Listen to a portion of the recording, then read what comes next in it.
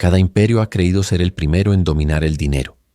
Y cada imperio, tarde o temprano, descubre la misma verdad. El dinero siempre termina dominándolos a ellos. Porque el dinero obedece leyes que no se pueden negociar. Leyes invisibles, antiguas, que no entienden de política, promesas o esperanzas. No están escritas en ninguna constitución ni se enseñan en las escuelas. Pero gobiernan el destino de las naciones, los bancos y hasta tus ahorros. Hoy vas a descubrir esas leyes olvidadas. Desde cómo Roma destruyó su propia moneda con plata falsa, hasta cómo los bancos centrales actuales hacen lo mismo con solo pulsar una tecla. Y cuando entiendas esto, verás con claridad que el juego nunca fue justo y que nunca estuvo diseñado para que tú ganes. Antes de continuar, suscríbete y descubre cómo el dinero y la historia están más conectados con tu presente de lo que imaginas. Empecemos con una de las leyes más antiguas, pero también más crueles de la economía, la ley de Gresham. En el siglo XVI, un hombre llamado Sir Thomas Gresham, consejero financiero de la reina Isabel I de Inglaterra, explicó algo que parecía simple, pero que sigue moldeando el destino de los imperios hasta hoy. Dijo: «El dinero malo desplaza al bueno». Una frase corta pero cargada de verdad. ¿Qué significa realmente?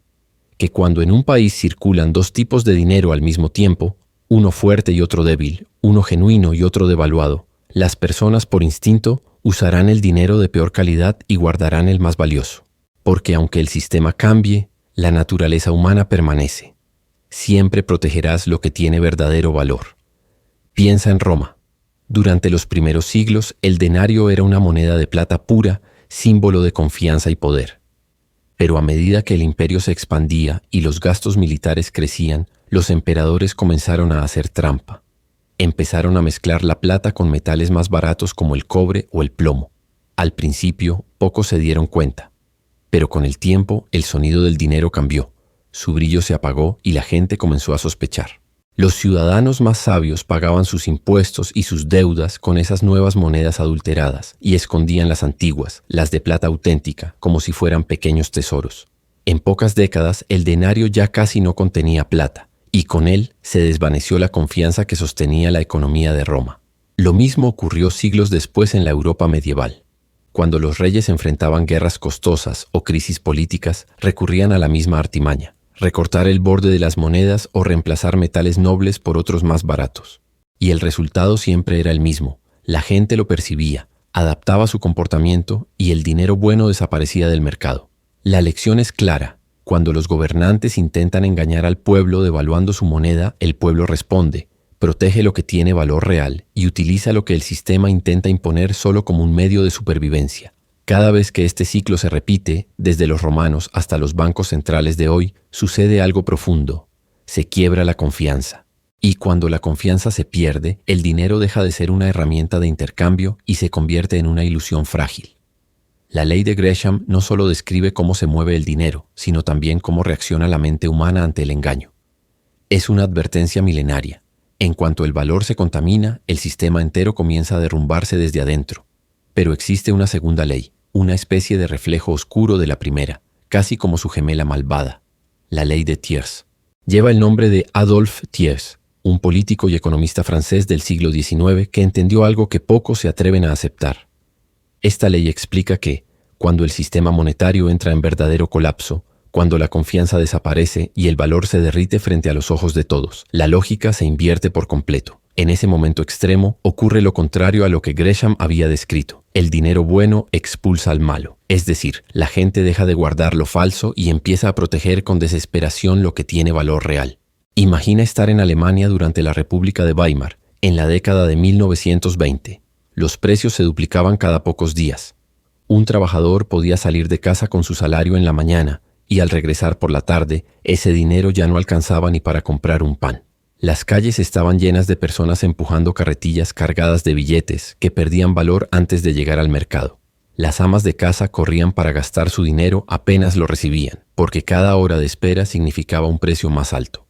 En ese caos, los ciudadanos descubrieron una verdad brutal. El papel impreso por el Estado había dejado de representar algo real. Por eso, comenzaron a huir de la moneda nacional y buscar refugio en cualquier cosa que aún conservara valor. Dólares, oro, cigarrillos, botellas de vino, alimentos, incluso zapatos. Todo servía más que un billete que se deshacía en las manos. Y este patrón se repitió una y otra vez a lo largo de la historia. Lo viste en Zimbabue, cuando los precios subían millones % y la gente necesitaba fajos de billetes solo para pagar un desayuno. Lo viste en Venezuela, donde los ciudadanos preferían usar monedas extranjeras, criptomonedas o hacer trueques antes que aceptar una moneda local que se desvanecía cada semana. En cada uno de estos episodios, la ley de Thiers se manifestaba con precisión quirúrgica. Porque cuando el sistema se rompe, la confianza muere, y con ella muere también la ilusión del valor. Lo fascinante y aterrador es que esta ley marca el punto de no retorno. Si la ley de Gresham describe la lenta agonía del dinero, la ley de Thiers muestra el instante de su muerte súbita. Es el momento en que las personas dejan de creer, en que el contrato invisible entre el Estado y sus ciudadanos se disuelve. Ya no se trata de economía, sino de supervivencia. En ese punto, el dinero deja de ser una promesa y se convierte en una huida. Cada persona busca lo que aún puede sostener su realidad, lo que conserva valor tangible. Y ahí es cuando el sistema entero, construido sobre la fe y la confianza, colapsa como un castillo de arena arrastrado por la marea. Entonces, ¿qué sucede en esa zona gris entre la lenta decadencia y el colapso total? Ese espacio donde el sistema todavía funciona, pero empieza a oler a trampa, donde las cifras parecen normales, pero tú sientes que algo está desequilibrado, que los precios suben más rápido que tu salario, y que por alguna razón los de arriba siempre terminan ganando. Es ahí donde entra en juego una ley invisible pero devastadora, el efecto Cantillon. Fue descubierto por Richard Cantillon, un economista irlandés-francés del siglo XVIII, que se atrevió a observar lo que nadie quería ver. Cantillon notó un patrón inquietante. Cuando el nuevo dinero entra al sistema, no lo hace de manera justa ni equitativa.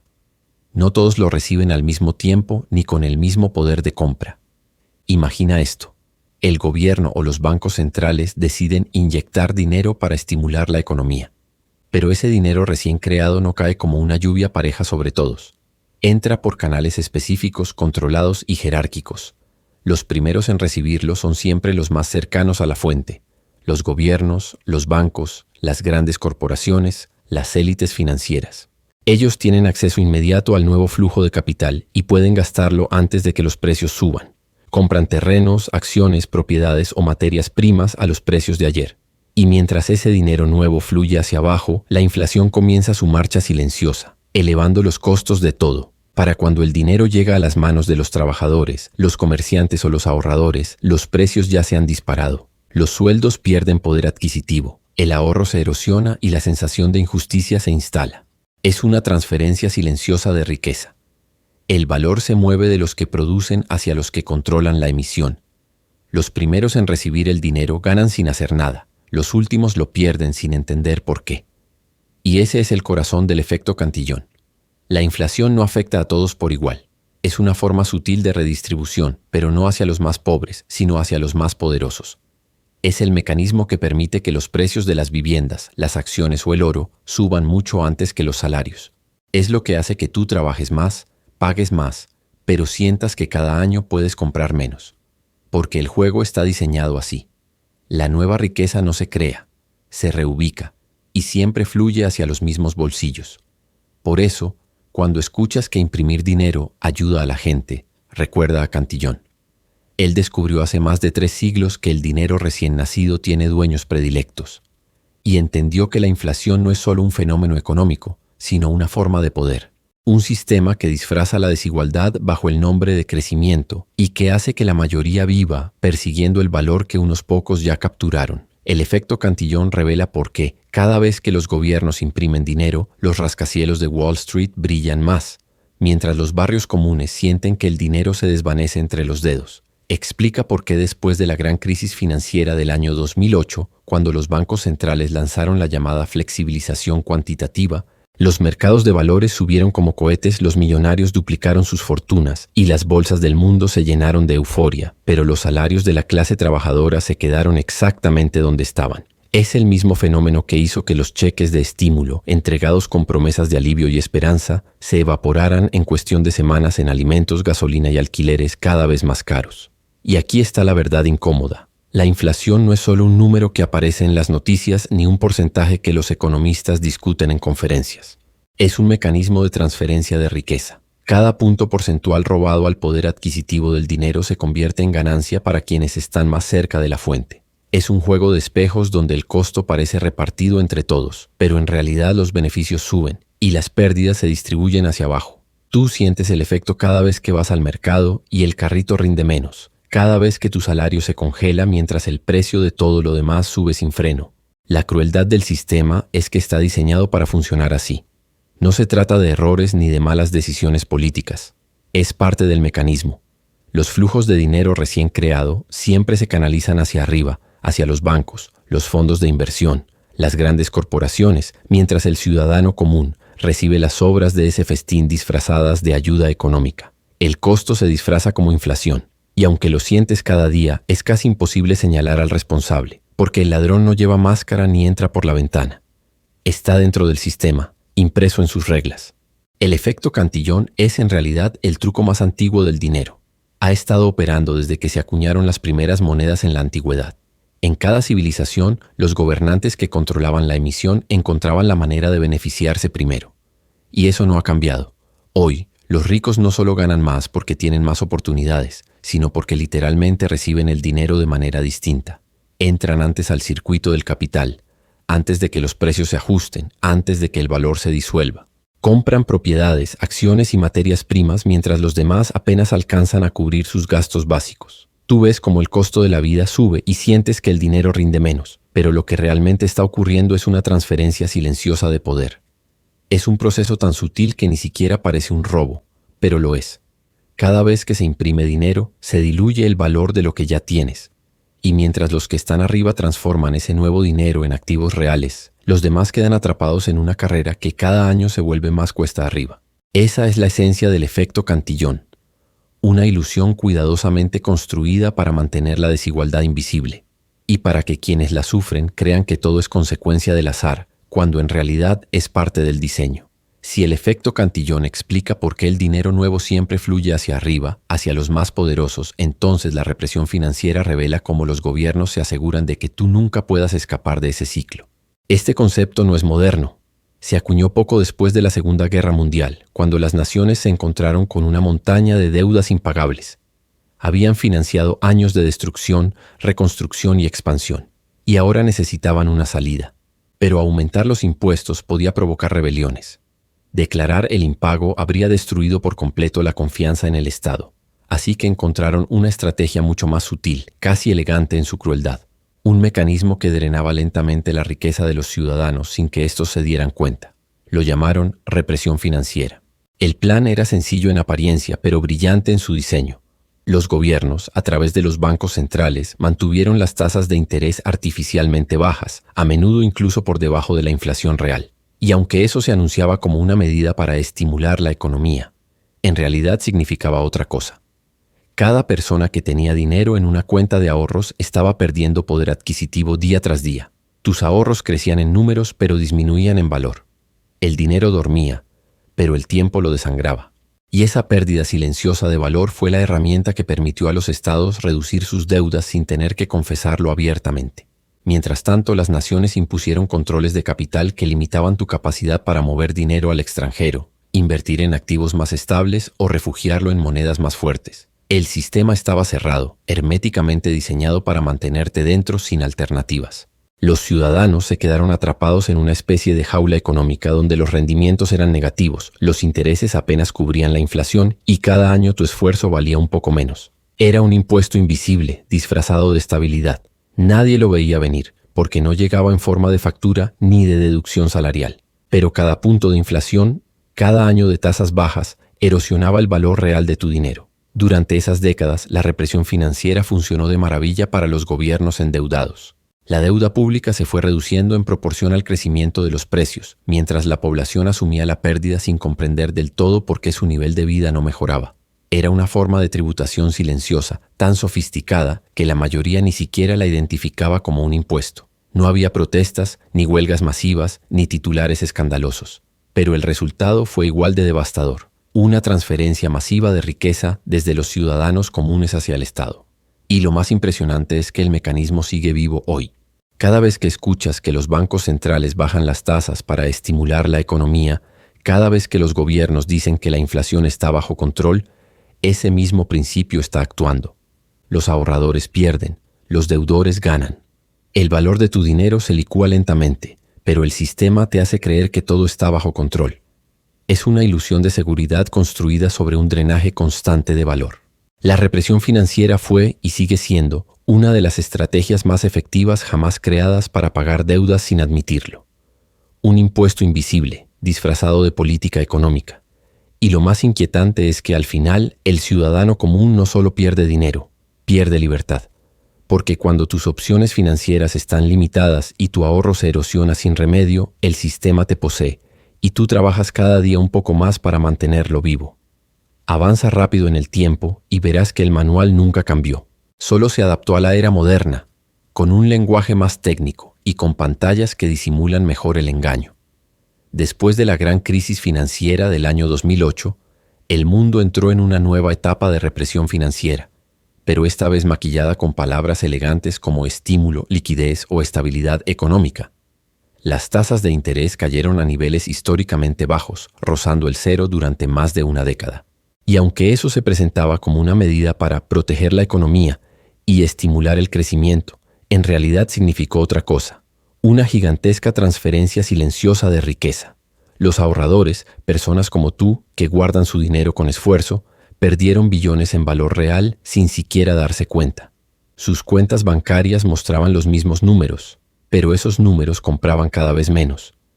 Mientras tanto, los precios de los activos, acciones, bienes raíces, bonos, se dispararon a niveles récord. ¿Y quién se benefició? Exactamente los mismos que siempre se benefician, los que ya estaban dentro del juego, los que tenían acceso a capital, los dueños de propiedades, los fondos de inversión y los grandes bancos. Fue una repetición moderna de las mismas tácticas que los gobiernos habían usado décadas atrás, pero esta vez ejecutada con precisión digital. De los años 2020 a 2021, el patrón se repitió de forma aún más agresiva. Las tasas volvieron a colapsar y los bancos centrales inundaron el sistema con dinero recién creado. Ese torrente de liquidez empujó hacia arriba los precios de todo: la vivienda, los alimentos, la energía, los autos, incluso los bienes básicos del día a día. Tú lo viviste. Ibas al supermercado y salías con menos productos por la misma cantidad de dinero. Intentabas ahorrar para una casa y cada mes el precio subía más rápido que tu sueldo. No fue casualidad, fue la represión financiera del siglo XXI, rediseñada con tecnología, algoritmos y discursos optimistas que ocultaban su verdadero propósito.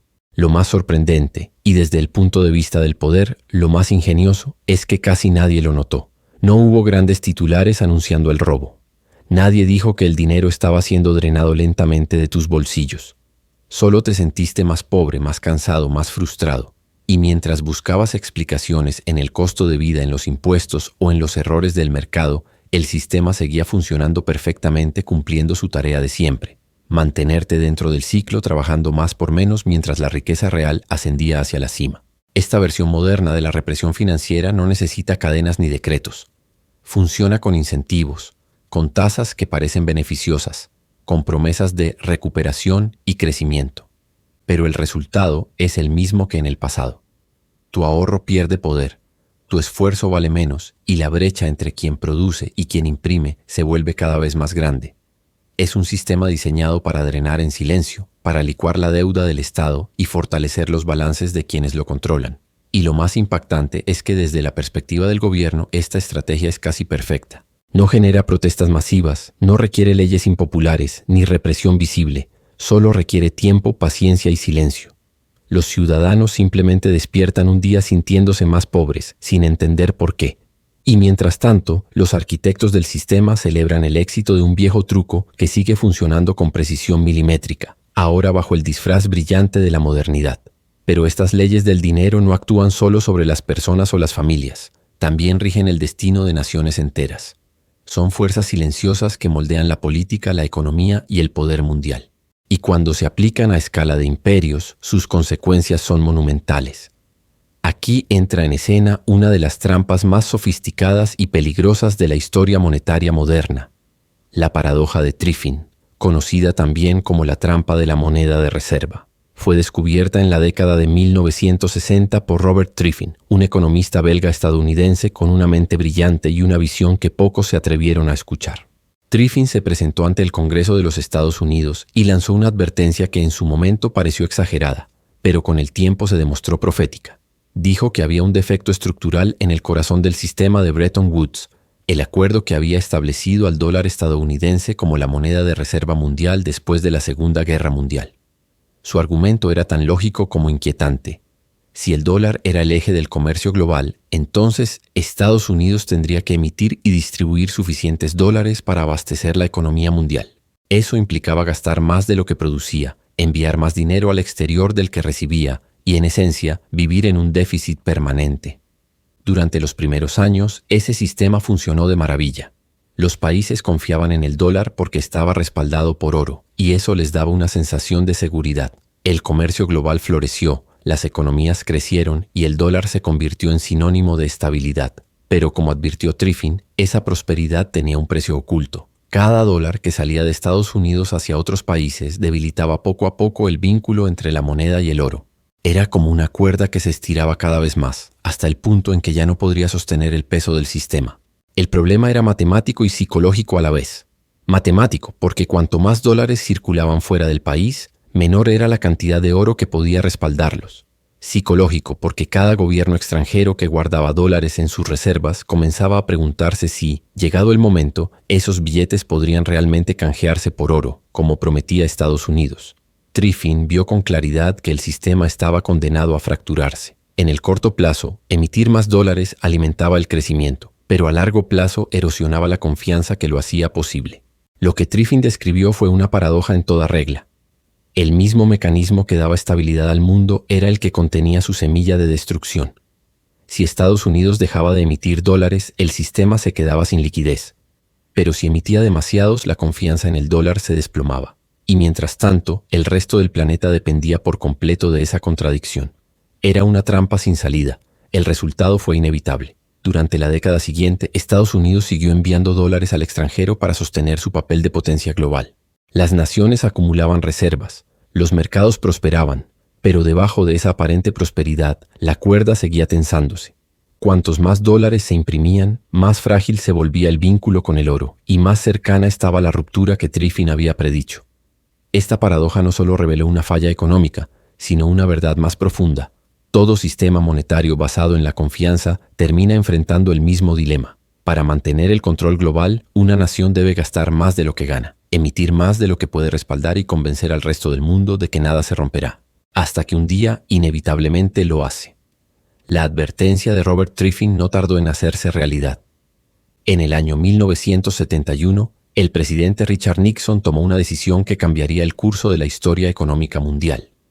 Con una sola declaración televisada, puso fin al vínculo entre el dólar y el oro, y con ello cerró definitivamente el capítulo del sistema de Bretton Woods.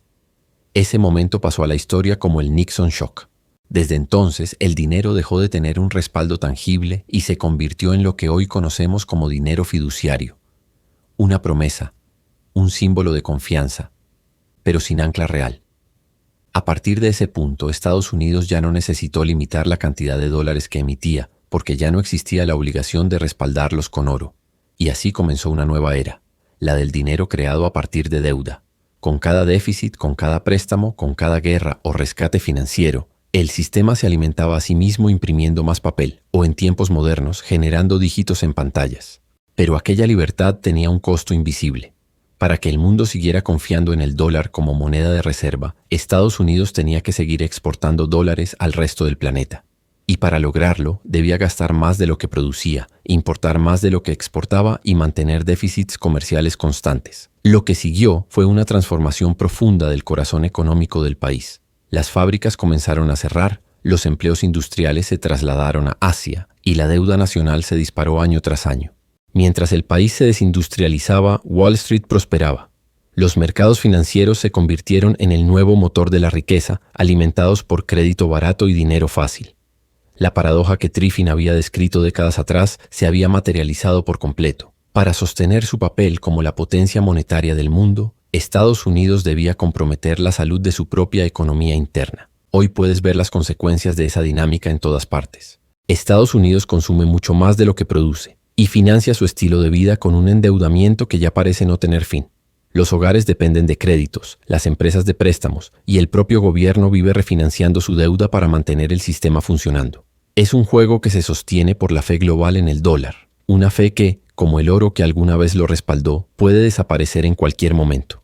La paradoja es brutal y hermosa en su lógica. El dominio mundial del dólar garantiza al mismo tiempo la decadencia de quien lo emite. Mientras el dólar siga siendo la moneda que el mundo utiliza para comerciar, Estados Unidos tendrá que seguir emitiendo más de lo que puede sostener, sacrificando su equilibrio interno para mantener su hegemonía externa. Es una ley no escrita del dinero, una que no entiende de patriotismos ni ideologías, solo de flujos y confianza. Y como toda ley del dinero, sus efectos ya están despertando nuevas fuerzas.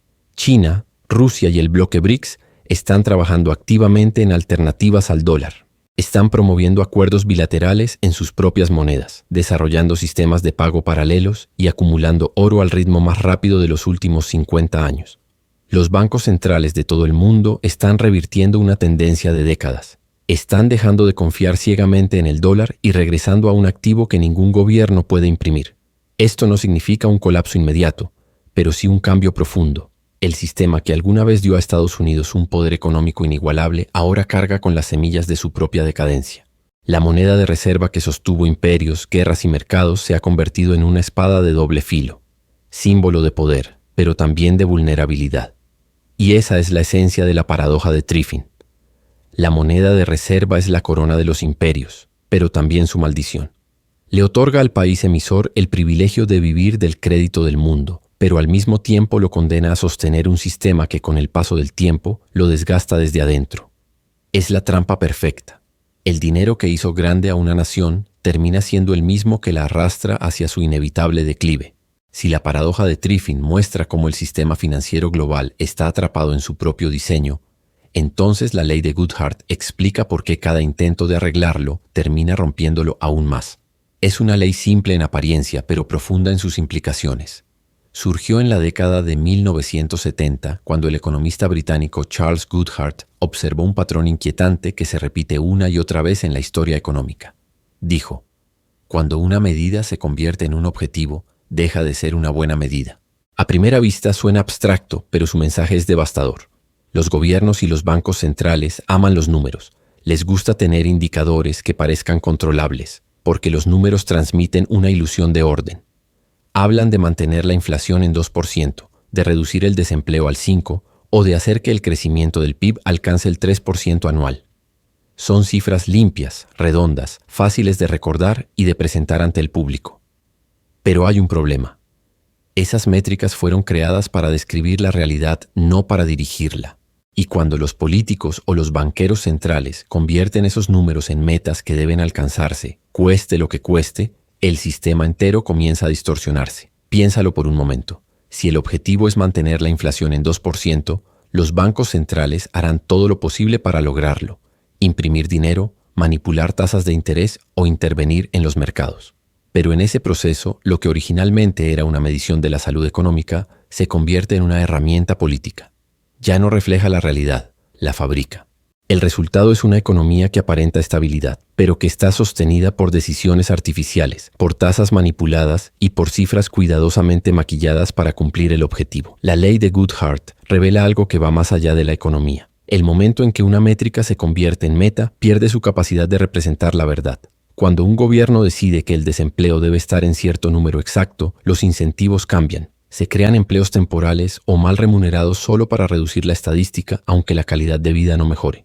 Cuando se impone una meta rígida de crecimiento del PIB, las naciones terminan sobreexplotando recursos, acumulando deuda o inflando sectores especulativos solo para que el número parezca saludable. Lo que Goodhart descubrió fue el talón de Aquiles de las economías modernas. Los sistemas se adaptan a las métricas y cuando lo hacen dejan de servir a la realidad. El indicador que antes ayudaba a entender cómo funcionaba el mundo ahora se convierte en una trampa que lo distorsiona. Es como si un médico tratara de curar a un paciente alterando los resultados del examen en lugar de sanar la enfermedad. El reporte parecerá perfecto, pero el cuerpo seguirá enfermo. Y eso es exactamente lo que ocurre hoy con la economía global. Los líderes presumen de controlar la inflación, el desempleo o el crecimiento, Pero esos números, en muchos casos, ya no describen lo que tú vives día a día. La inflación oficial puede decir 2%, pero tú sabes que tus compras suben mucho más. El PIB puede mostrar crecimiento, pero tú ves calles vacías, sueldos estancados y negocios que apenas sobreviven. La distancia entre las cifras y la realidad se amplía porque el sistema está obsesionado con cumplir metas, no con entender sus consecuencias. La ley de Goodhart es una advertencia silenciosa para todo sistema que busca control absoluto. Muestra que cuanto más se intenta domesticar la realidad a través de métricas, más impredecible y desequilibrada se vuelve. Y lo irónico es que, en su afán por mantener la estabilidad, los gobiernos terminan creando las mismas crisis que pretendían evitar. Porque en el fondo, el dinero, los mercados y la economía no responden a cifras, sino a comportamientos humanos. Y ningún modelo puede contener por completo la naturaleza del deseo, del miedo o de la ambición. Tomemos como ejemplo uno de los mayores engaños de la economía moderna, la fijación de objetivos de inflación. Durante décadas, los bancos centrales del mundo repitieron la misma promesa, como un mantra económico, mantener la inflación alrededor del 2%. A simple vista suena razonable, casi tranquilizador. Un 2% parece poco, parece controlado. Pero detrás de esa cifra se esconde una maquinaria de manipulación constante. Para mantener ese número, los bancos centrales jugaron con las tasas de interés, las llevaron a niveles artificialmente bajos y abrieron compuertas de liquidez que inundaron los mercados financieros. Lo que siguió fue una distorsión masiva. La inflación oficial parecía estable, pero la vida real contaba otra historia. Los precios de los bienes esenciales, la vivienda, la educación, la atención médica, los alimentos, se dispararon mucho más rápido que ese cómodo 2% que los gobiernos mostraban en los informes. Mientras el ciudadano común veía cómo su salario rendía cada vez menos, las élites financieras disfrutaban de un auge sin precedentes en el valor de sus activos. Las acciones, los bonos y las propiedades se multiplicaban en valor, creando una ilusión de estabilidad que beneficiaba a unos pocos y desgastaba silenciosamente al resto. En el papel, la inflación estaba bajo control, pero tú lo sentías de otra manera cada vez que pagabas el alquiler, cada vez que ibas al supermercado o intentabas ahorrar para el futuro. La realidad se alejaba del número. La estabilidad que los economistas mostraban en sus gráficos era una fachada construida a base de deuda, tasas manipuladas y dinero barato. Y esa falsa sensación de equilibrio terminó alimentando una de las mayores burbujas financieras de la historia moderna. Ahora piensa en el Producto Interno Bruto, el famoso PIB. Los políticos lo veneran como si fuera el termómetro absoluto del progreso de una nación. Cada discurso, cada promesa y cada plan económico gira en torno a esa cifra. Pero aquí es donde la ley de Goodhart vuelve a hacer su aparición, porque una vez que el crecimiento del PIB se convirtió en el objetivo supremo, los incentivos se corrompieron. Los gobiernos comenzaron a hacer cualquier cosa para mantener ese número en ascenso, incluso si eso significaba hipotecar el futuro. Se acumularon deudas colosales para financiar proyectos de corto plazo que solo servían para inflar las estadísticas. Se subcontrataron industrias completas a países con mano de obra más barata, sacrificando empleos locales en nombre de la eficiencia económica. Se inflaron sectores especulativos, como el inmobiliario y el financiero, para aparentar crecimiento, aunque ese crecimiento fuera frágil y desigual. El resultado fue una economía que en los informes parecía prosperar, pero que en la vida real se volvía más vulnerable con cada año. Una ilusión de prosperidad construida sobre una base de deuda, dependencia y desigualdad. Y ahí está la trampa que Goodhart había advertido. Cuando gestionas los números, dejas de medir la verdad. Cuando los líderes económicos se obsesionan con cumplir una cifra, sacrifican la realidad para mantener la ilusión. La inflación controlada se convierte en un espejismo. El crecimiento del PIB se transforma en una máscara que esconde pobreza estructural. Y mientras los informes oficiales hablan de éxito, la gente siente lo contrario. Salarios estancados, costos de vida fuera de control y un sistema que parece moverse pero no avanzar. Lo que la ley de Goodhart deja al descubierto es algo profundo. El momento en que una métrica deja de describir y comienza a gobernar, destruye el equilibrio que pretendía proteger. El sistema termina viviendo para los números, no para las personas. Y esa es la gran ironía de la economía moderna. Cuanto más tratamos de controlar la realidad con cifras, más perdemos el contacto con lo que realmente importa. Porque la economía al final no es una tabla de Excel ni un informe trimestral. Es la historia de cómo las personas viven, sienten y sobreviven dentro de un sistema que muchas veces solo existe para que los números cuadren. Y finalmente llegamos a la última ley de este viaje, la más moderna y quizás la más despiadada de todas, la ley de los rendimientos decrecientes de la deuda. Puede que no tenga el encanto filosófico de las leyes antiguas ni la elegancia de los economistas clásicos, pero es la más brutal, la más matemática, la que define con precisión el destino de nuestro tiempo. En las primeras etapas del crecimiento económico, la deuda parece una herramienta poderosa, casi mágica. Pides prestado $1, y ese dólar impulsa la producción, la inversión, la innovación. Cada préstamo se traduce en una expansión real. En esos momentos el sistema parece funcionar a la perfección. Más crédito significa más riqueza, más empleo y más oportunidades. Pero como toda máquina, el sistema tiene un límite. Con el paso de los años, a medida que los países, las empresas y los hogares se endeudan cada vez más, el rendimiento de cada nuevo dólar de deuda empieza a caer. Lo que antes generaba $1 completo de crecimiento, ahora produce medio dólar, luego un cuarto y finalmente apenas unos centavos. La deuda sigue creciendo, pero el impulso que genera se desvanece. Es como una droga que al principio estimula, pero con cada dosis pierde su efecto. El cuerpo económico se vuelve dependiente y al mismo tiempo más débil. Hoy estamos viviendo exactamente en esa fase.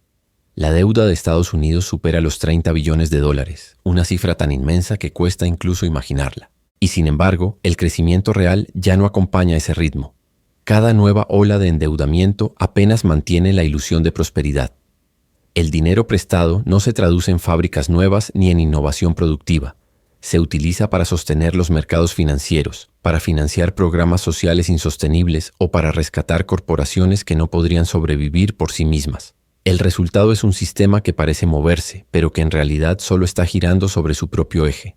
Piensa en esto. Durante las décadas pasadas, los gobiernos podían pedir prestado y usar ese dinero para construir carreteras, crear empleos o impulsar industrias. Hoy, buena parte del nuevo endeudamiento se destina simplemente a pagar intereses del endeudamiento anterior.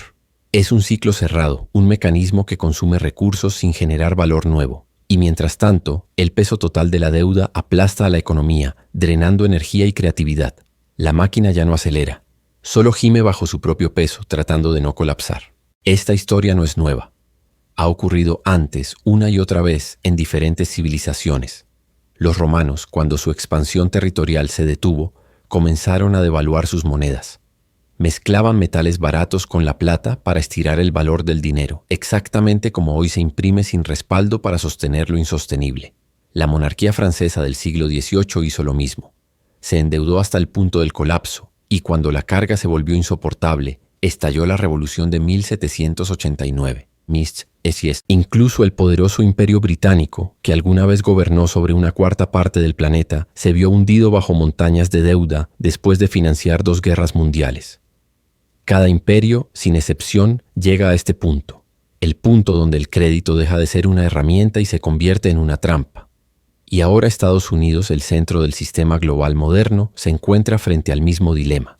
Ha usado la deuda como un combustible interminable para sostener su poder, pero las matemáticas son implacables. Cada dólar adicional genera menos crecimiento, menos productividad, menos impacto real. Lo único que mantiene en pie la estructura es la confianza, y la confianza, como el oro o la fe, puede perderse en un solo instante. La ley de los rendimientos decrecientes de la deuda es una sentencia silenciosa, una ecuación que no se puede negociar. No importa cuántas veces se refinancie la deuda o cuántas promesas hagan los políticos. Llega un momento en que pedir prestado deja de ser una solución y se convierte en el problema. El endeudamiento no crea futuro, solo compra tiempo. Un tiempo cada vez más caro, cada vez más corto. Esa es la esencia final de esta ley. El crédito puede alargar la vida de un sistema, pero nunca puede salvarlo. Puede prolongar el juego, pero no puede cambiar el resultado. Y si miras con atención, verás que estamos viviendo justo en ese momento. El punto donde el dinero deja de expandir el mundo y empieza a devorarlo. La deuda ya no impulsa el progreso, solo sostiene la ilusión de que aún lo hay. Entonces, ¿qué nos enseñan todas estas leyes cuando retrocedemos y observamos el panorama completo? Que el dinero no es magia ni suerte ni una simple herramienta creada por los gobiernos. Es una fuerza que obedece reglas tan implacables como la gravedad. Puede parecer que lo domina todo, pero en realidad es él quien nos domina cuando no entendemos su naturaleza. A lo largo de la historia, el dinero ha seguido un mismo patrón, un ciclo que se repite una y otra vez sin importar la época, la nación o el idioma. El dinero malo siempre expulsa al bueno hasta que el sistema se derrumba. Las crisis, cuando llegan, fuerzan a las personas a huir desesperadas hacia activos sólidos, hacia aquello que no puede imprimirse ni falsificarse. El dinero nuevo nunca llega a todos por igual. Enriquece primero a unos pocos privilegiados antes de filtrarse lentamente hacia los demás, cuando ya ha perdido parte de su valor. Los gobiernos, atrapados por sus propias deudas, recurren una y otra vez a la represión financiera, drenando silenciosamente la riqueza de sus ciudadanos bajo la máscara de estabilidad. Las monedas de reserva que dominan el mundo terminan destruyéndose desde adentro, víctimas de su propio éxito. Las metas económicas, transformadas en obsesiones políticas, distorsionan la verdad que deberían medir. Y la deuda, esa herramienta que alguna vez impulsó el progreso, termina por devorarse a sí misma cuando el sistema se satura. Estas leyes olvidadas del dinero no son curiosidades de los libros de historia, son códigos de supervivencia.